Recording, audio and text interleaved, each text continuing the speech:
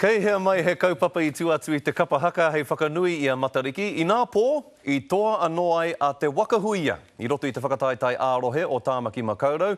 Ko ngā hoa o te wakahuia ki te matatini a te rātau ki roto o Rotorua mo te rohe o Tāmaki Makaurau.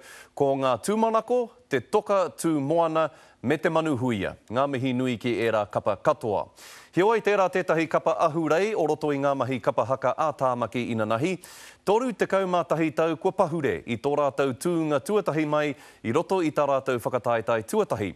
Engari I honoa nō rātau ki te poroporo āki I a pīmia wehi I mate I te rātau me te whakanui I tana tāne I a ngā pō wehi. Anei a tahuri tūmoana me tā rātau whakamiha.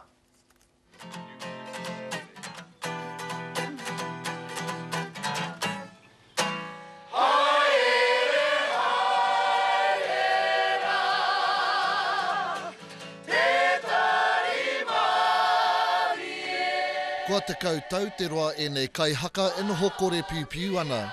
He me matūturu o te rōpū kapa haka o te wakahuia, kua whakakotahi nei ki te whakatū I te rōpū, te wakahuia o mua. It gets harder when you're older to learn stuff. So this has been a lot of fun, and that's made it a lot easier. But it's been quite hard. Whakapapa behind Te Wakahuia has been an amazing journey for a lot of us.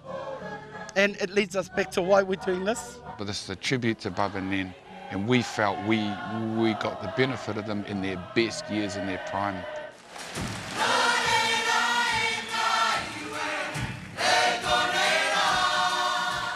I tīmata a nā pōrāwa ko pīmia wehi I te rōpū mai te tai rāwhiti a Waihirere.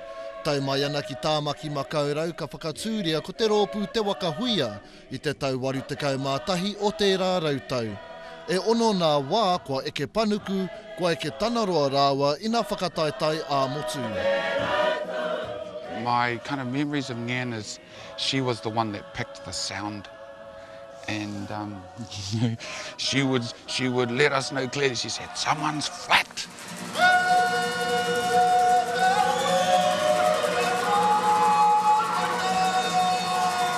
We're lucky because Ngāpō and Pīmia had us. They could have taken any old Joe Block team off the street and they would have created the same sound. These are the legacies that have been left, and for us it's been Pīmia.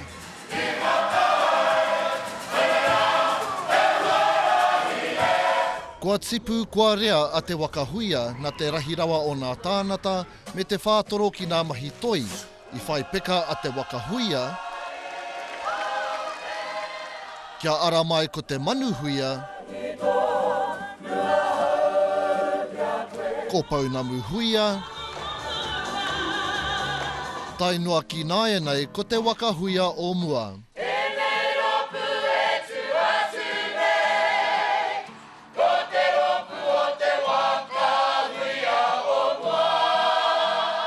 He whakaatu I te maia me te kainākau o te iwi ki ngā mahi kapahaka e whakahokia ai te koha o te aroha kia nāpō rāua ko pīmia wehi moa rāua mahi ranatira. Au kua haere tahi rāua ki ngā kaupapa katoa. E kori e tuahu. Whera ono te taima, te wā, hinga mai te ro, whawhai tainua ki te mutunga. E kore, e rei te wahinga tuahu me ki pēra. When her and Ngāpō practice or they did items, she would fight him in front of us. And because she was like a real mother tiger. She was a real tigress.